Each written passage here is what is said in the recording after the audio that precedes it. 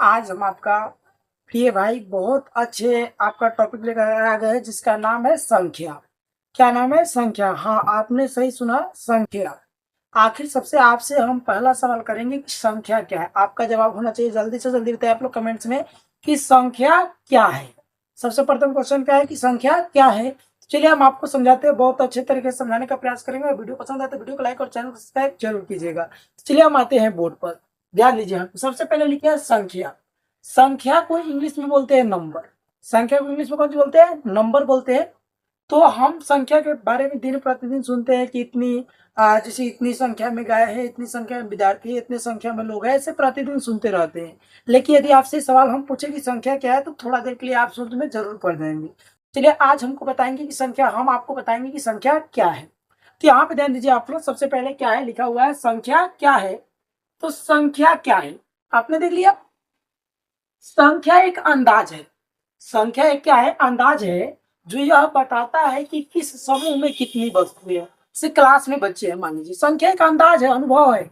हम आपको लिख रहे हैं कि कितना है तो आप कहेंगे 6 है। अगर हम इसको 7 कहे तो अगर पहले जब नहीं माना गया होता तब हम इसको 7 भी मान सकते थे, लेकिन आज हम अंदाज कर लिए, अनुभव कर लिए कि ये क्या है, 6 है, इसीलिए हम उसको कितना बोलते हैं? 6 बोलते हैं। तो आज आपको हम इसका डाउट क्लियर कर देंगे कि संख्या क्या है। तो सबसे पहले दिमाग में रख लीजिए, संख्या एक अंदाज है। संख्या क्या है? एक अंदाज है। संख्या कौन सी है? अंदाज है जो बताता है कि किस समूह में कितनी वस्तुएं हैं। क्या बताता है? कि किस समूह में कितनी वस्तुएं हैं। जैसे एक दर्जन में 12 केले होते हैं, ये किससे पता चलता है? तो इस संख्या से पता चलता है कि एक दर्जन में जो होते हैं मात्र 12 केले होते हैं। पुराना भाषा में आप लोग जब भी जाइएगा धान गेहूं बोझा वोझा बांधने तो बोलता है लोग कि 1 सुरही, 2 सुरही, 3 सुरही, ऐसे बोला जाता है। तो आपको पता होना चाहिए, उस संख्या के द्वारा ही बताया जा रहा है कि 1 सुरही या 2 सुरही। 1 सुरही में जैसे 16 होते हैं बोझा या जो भी हो, उसी प्रकार हम देखिए किससे निरूपित कर रहे हैं? संख्या से। तो संख्या क्या हुआ? एक अंदाज हुआ जो बताता है कि किस समूह में कितनी वस्तुएं हैं। आप सबसे पहले समझने वाली बात है कि संख्या कितने प्रकार के होते हैं। तो एक सबसे पहले सवाल समझ लीजिए कि संख्या कई प्रकार की होती है, जिसमें से कुछ यहाँ पे महत्वपूर्ण है। जैसे सबसे पहले आता है प्राकृत संख्या। सबसे पहले क्या आता है? प्राकृत संख्या। अब क्वेश्चन आता है, सर प्राकृत संख्या क्या है? तो ध्यान समझिएगा। आप लोग सभी लोग बचपन में गिनती शुरू करते हैं। गिनती कभी आपको कितना शुरू कराया जाता है? 0 से कि 1 से? आपका सबसे पहला जवाब होगा कि सर 1 से। यानी 1 से लेकर गिनती की सभी संख्याओं को प्राकृत संख्या कहते हैं। समझ में आ जाना चाहिए। 1 से लेकर गिनती की सभी संख्याओं को क्या कहते हैं? प्राकृत संख्या कहते हैं। 1 से लेकर गिनती की सभी संख्याओं को क्या कहते हैं? प्राकृत संख्या। अब यहाँ क्वेश्चन 9 में आप जाइएगा तो वहां पूछेगा क्या कि सबसे छोटी प्राकृत संख्या क्या है। सबसे पहले आप डाउट क्लियर कीजिए कि प्राकृत संख्या क्या है। तो यहाँ पे देखिए, गिनती की सभी संख्याओं को प्राकृतिक संख्या या प्राकृतिक संख्या, प्राकृतिक भी लिख सकते हैं, प्राकृतिक भी लिख सकते हैं, प्राकृतिक संख्या कहते हैं। अब ये तो समझाने के लिए हुआ। एक कैसे हम मान ले, तो देखिए गिनती कहां से स्टार्ट होता है। तो आप सभी को पता है कि गिनती जो होता है 1 से स्टार्ट होता है। 1 2 3 4 5 6 7 8 9 डॉट डॉट डॉट डॉट कहां तक? इनफाइनाइट तक, अनंत तक। 1 से लेकर गिनती की सभी संख्याओं को प्राकृत संख्या कहते हैं। आप सबसे पहले समझिए कि 1 से लेकर गिनती की सभी संख्याओं को क्या बोलते हैं? प्राकृत संख्या। अब यहां आपसे एग्जाम में क्या पूछा जाएगा कि सबसे छोटी प्राकृत संख्या क्या है। क्वेश्चन ऐसे पूछेगा, ध्यान से सुनिएगा। सबसे छोटी प्राकृत संख्या क्या है? तो आप बताइए कहां से शुरुआत हुआ है। तो आप देखिए कि सर 1 से शुरुआत हुआ है। इससे साबित होता है कि सबसे छोटी प्राकृत संख्या जो होती है कितना होती है? 1 होती है। सबसे छोटी प्राकृत संख्या कितना होता है? फटाफट जवाब दीजिए आप लोग। 1 होता है। Doubt clear? 1 से लेकर गिनती की सभी संख्याओं को प्राकृत संख्या कहते हैं, या ऐसे भी बोल सकते हैं कि गिनती की सभी संख्याओं को क्या बोलते हैं? प्राकृत संख्या बोलते हैं। क्लियर? जो सबसे छोटी प्राकृत संख्या क्या होगा आपका? तो बोलिएगा सर 1 होगा। और पूछेंगे सबसे बड़ी प्राकृत संख्या, तो अनंत हो सकता है, इसकी कोई गारंटी नहीं है। जिस समूह में जो अंतिम बिंदु होगा उसके लिए वो ही प्राकृत संख्या होगा सबसे बड़ी। किंतु ये नहीं पूछा जाता है कि सबसे बड़ी प्राकृत संख्या क्या है। जरूर पूछा जाता है कि सबसे छोटी प्राकृत संख्या क्या है। तो इसका राइट आंसर हो जाएगा आपका 1। आगे बात करते हैं पूर्ण संख्या।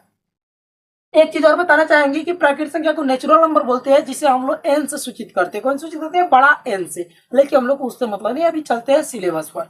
सेकेंड पॉइंट आता है पूर्ण संख्या। सेकेंड पॉइंट कौन सा आता है? पूर्ण संख्या।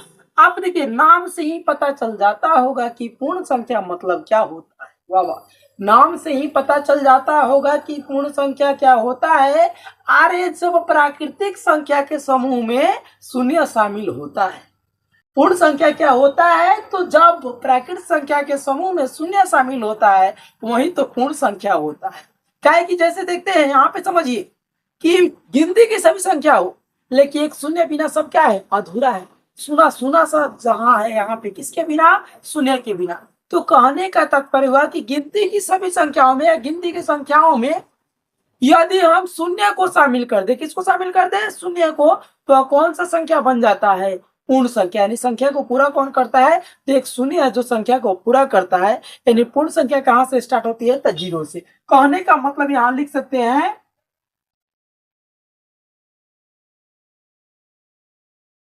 सॉरी यहां ऐसे लिख दीजिए, प्राकृतिक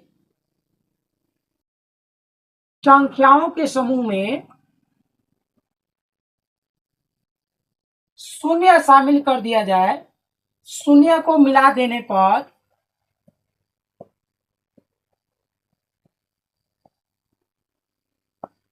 पूर्ण संख्या बन जाता है। कहने का मतलब कि जब गिनती की संख्याओं के समूह में एक शून्य को यदि मिला दे तो वह पूर्ण संख्या बन जाता है। ऐसे बहुत सारे लोग ऐसे ही बताएंगे कि शून्य से लेकर गिनती की सभी संख्याओं को प्राकृतिक संख्या कहते हैं, तो गलत नहीं है। शून्य से लेकर कहिए, चाहे शून्य को शामिल कीजिए, बात क्या है? बराबर है। आप पूछेंगे कि सबसे छोटी पूर्ण संख्या क्या है, तो इसका राइट आंसर में क्या चीज? जीरो। और जीरो से लेकर अगर इसमें सभी को हम शामिल कर दे तो वह हो जाएगा कौन सा संख्या? पूर्ण संख्या है। यानी सबसे छोटी पूर्ण संख्या क्या है? तो आपका जवाब हमसे सबसे छोटी पूर्ण संख्या जो है क्या है? शून्य है। क्लियर? सबसे छोटी पूर्ण संख्या क्या है? फटाफट से कमेंट में आप लोग बताइए तो शून्य होगा। वीडियो को पूरा देखिएगा, बहुत मजा आने वाला है। ठीक है, चलिए ध्यान दीजिए, सबसे छोटी प्राकृतिक संख्या क्या है? शून्य है। अब यहाँ हम चलते हैं पूर्णांक संख्या। थर्ड नंबर क्वेश्चन क्या आता है? पूर्णांक संख्या। सबसे पहले थर्ड नंबर क्वेश्चन को देखते, 3 नंबर, सॉरी क्वेश्चन नहीं, 3 नंबर पॉइंट है पूर्णांक संख्या। अब पूर्णांक संख्या को समझते हैं। पूर्णांक संख्या समझने के लिए कहते हैं, देखो ये क्या होता है? पूर्णांक कब होगा? कि जब धनात्मक और ऋणात्मक संख्याओं के समूह में शून्य को, यानी कहने का मतलब यहां समझिए, शून्य धनात्मक तथा ऋणात्मक संख्या के समूह को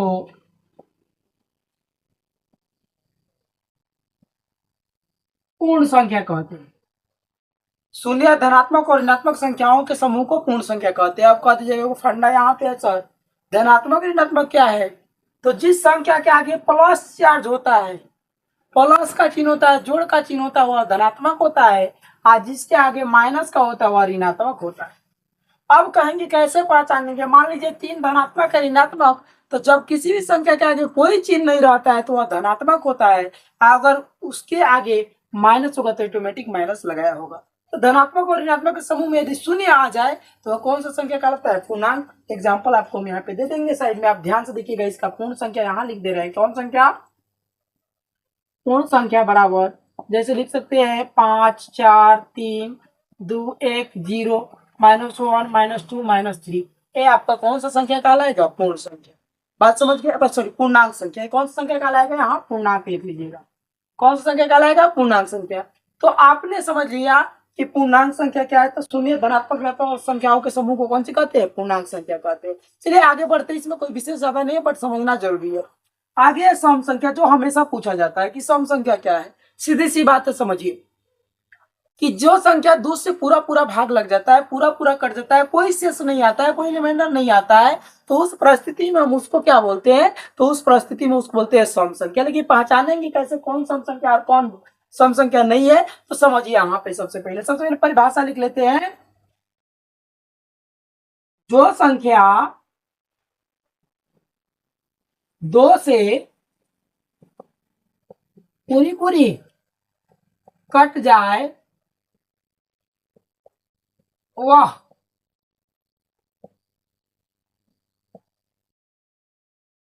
सम संख्या कहलाती है। जो संख्या 2 से पूरा पूरा भाग लग जाता है वह कौन सा संख्या कहलाता है? सम।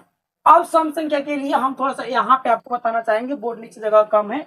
देखिए, जिस संख्या के अंत में 0 होगा, 2 होगा, 4 होगा, 6 होगा और 8 होगा, वो सब संख्या कौन सा संख्या होगा? सम संख्या। लेकिन सम संख्या 0 से नहीं शुरुआत होता है, क्या है कि 0 पूर्ण संख्या हो गया, तो सम संख्या कौन सी होता है? 2 होता है। सबसे छोटी सम संख्या कौन सी होता है? 2 होता है, याद रखिएगा। सबसे छोटी सम संख्या क्या होता है? 2 होता है। अब हम बोल दिए कि 8 4 6 8 0 ये सम संख्या है कि नहीं? तो आप फटाक से ना देखिए, लास्ट में 0, हाँ सर सम संख्या है। हम बोल दिए 3 5 8 7 कुछ भी बोल दे, लास्ट में 1 है, सम संख्या है कि नहीं? तो आपका जवाब होगा सम संख्या नहीं है, क्योंकि इसका अंत में क्या है? 1 है। अगर अंत में 0 2 4 6 8 आ जाता है तो कौन सा संख्या होता है? सम संख्या। बाकी सम संख्या नहीं होता है। बात समझ गए होंगे? तो ऐसी संख्या जो कितना से पूरा पूरा कट जाए 2 से, उसे कौन सी संख्या कहते हैं? सम संख्या। अब बात करते हैं कौन सा संख्या? विषम संख्या। अब जो संख्या 2 से पूरा पूरा नहीं करता है, ध्यान से सुन लीजिएगा, वो ऐसी संख्या जो 2 से पूरा पूरा विभाजित नहीं होता है, उसे कौन सा संख्या कहते हैं? विषम संख्या। एग्जाम्पल के लिए ले लीजिए, 1 में 3 से भाग लगेगा? कहिएगा नहीं, यहाँ लिखते हैं 1 में क्या 3 से भाग लगेगा? नहीं। तो एक कौन सी हुआ आपका? विषम संख्या। आप बताइए 3 में क्या 2 से भाग लगेगा? तो नहीं। तो कौन सी होगा? विषम संख्या। 4 में लगेगा? हाँ, तो सम संख्या। 5 में लगेगा? नहीं। तो कौन सा संख्या है? विषम संख्या। 6 में 2 से भाग लगेगा? तो हाँ, सम संख्या। 7 में 2 से भाग लगेगा? नहीं। तो कौन सा संख्या? विषम संख्या। उम्मीद कर रहे हैं आप हमारे बात को समझ गए होंगे। अब आते अगला पॉइंट, भाज्य संख्या। कौन सा संख्या? भाज्य संख्या। भाज्य संख्या क्या होता है, इसको थोड़ा समझते हैं।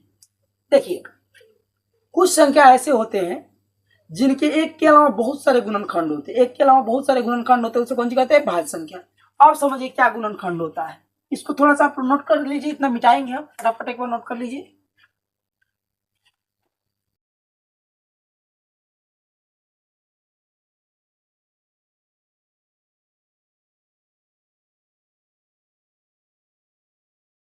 तो हम बताए थे सम संख्या। जो संख्या 2 से पूरा पूरा कट जाए वो कौन संख्या है? सम। जैसे एग्जांपल हम बोल दिए 4 सम संख्या है कि नहीं? तो 2 से भाग दीजिए, 2 दूनी 4, पूरा पूरा कट गया, मतलब ये क्या है? सम संख्या है। वहीं बोले 5, 2 से भाग देंगे, 2 दूनी 4, घटाएंगे तो कितना आएगा? 1। सम संख्या की विषम संख्या। हाँ सर, शेष आ गया है, तो कौन सा संख्या होगा? विषम संख्या होगा। यहाँ समझ गए होंगे लोग। अब बताते हैं भाज्य संख्या। भाज्य संख्या वैसी संख्या होती है जिसका स्वयं के अलावा कुछ अन्य भी गुणनखंड होते हैं। जैसे आप देखिए, हम 2 को लेते हैं, पहले शुरू करते हैं 2 है कि नहीं? तो 2 का एक तो 2 होगा गुणनखंड, एक कौन सी होगा? 1। मतलब ये भाज्य संख्या नहीं है। इसके अलावा कोई तीसरा अगर इसका गुणनखंड आता तो भाज्य संख्या कहलाता। 3 को लीजिए, 3 और 1, ये भी भाज्य संख्या नहीं है। 4 को लीजिए, 4 का दिया जाएगा? 1 से लग जाएगा, क्या 2 से लग जाएगा, और कौन सी से लग जाएगा? 4 से। कहने का मतलब हुआ कि 4 से भी लग गया, 2 से भी लग गया, 1 से भी लग गया। 1 और 4 के अलावा एक और दूसरा संख्या से लगा कि नहीं? भाग लग गया, तो अभाज्य संख्या। नहीं लगता तो कौन सी होगा? अभाज्य संख्या। अब हम बोलेंगे 5, बताइए कौन संख्या होगा? 5 भाज्य संख्या है कि नहीं है? तो आप बताइए 5 में कितना से भाग लगता है? 1 से ना, तो 5 से। कौन सा रहेगा? नहीं लगेगा, तो अभाज्य संख्या। लग जाता तो कौन सी? भाज्य संख्या। तो आपने देखा सिर्फ 1 और 5 से लगा, कौन सा संख्या होगा? अभाज्य संख्या। उसी प्रकार 6 को देखिए, 6 में कति कति से भाग लग जाए? 1 से, 2 से, 3 से, और कौन सी से? 6 से। 1 और 6 के अलावा आप देख रहे हैं 2 और 3 से भाग लग जा रहा है। तो जब भाग लग जाएगा तो भाज्य संख्या, और नहीं लगेगा तो कौन सा संख्या हो जाएगा? अभाज्य संख्या। भाग लग जाएगा, इसके अलावा 1 और 6 के अलावा स्वयं तथा 1 के अलावा अगर किसी अन्य से भाग लग जाए तो भाज्य संख्या, और नहीं लगे तो क्या हो जाएगा? अभाज्य संख्या। अब क्वेश्चन में कई बार पूछा जाता है कि सबसे छोटी अभाज्य संख्या। तो एक तो पूर्ण संख्या है 2, सबसे छोटी भाज्य संख्या अभाज्य संख्या कौन सी होता है? 2 होता है। सबसे छोटा अभाज्य संख्या कौन सी होता है? 2। सबसे छोटी लिख देते हैं, छोटी भाज्य संख्या। सबसे छोटी भाज्य संख्या कौन सी होगा? 2। और सबसे छोटी भाज्य संख्या क्या होगा?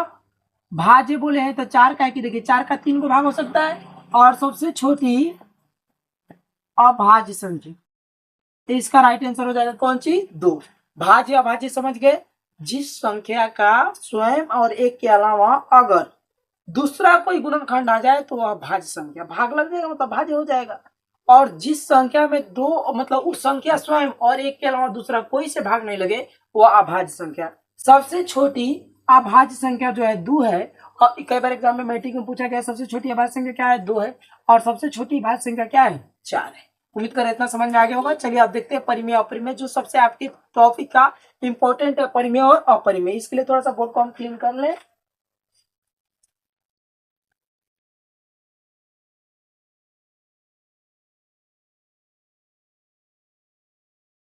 आता है कौन संख्या, परिमेय। देखिए परिमेय क्या होता है समझ लीजिए, लिखेंगे तो कम समझाएंगे ज्यादा। वैसी संख्या जिसे p बटा क्यू के रूप में लिखा जा सके, जिसे कौन सी के रूप में लिख सके, p बटा क्यू, चाहे a बटा b, चाहे c बटा d, चाहे m बटा n, कोई भी ले लीजिए, के रूप में लिखा जा सके। और यहाँ q not equal to zero हो।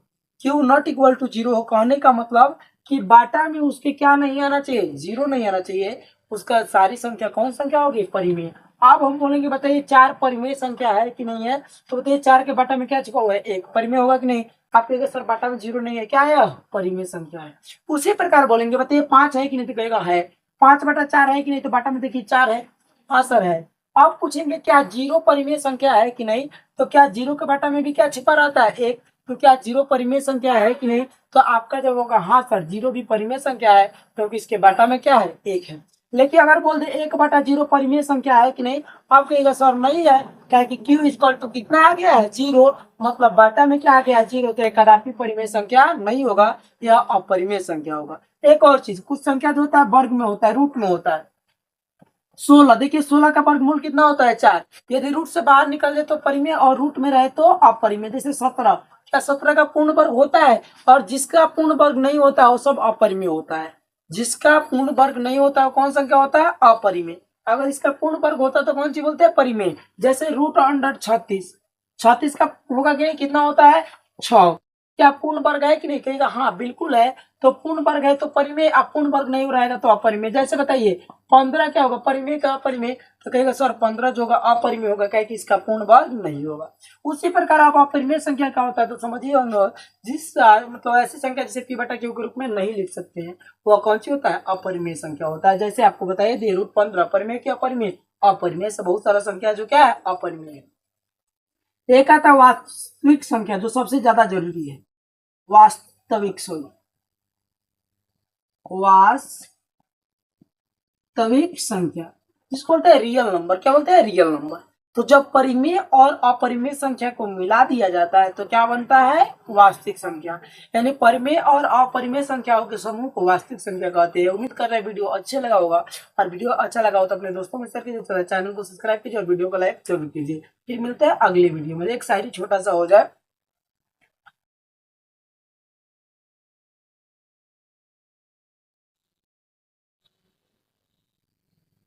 तो थोड़ी कल होगा।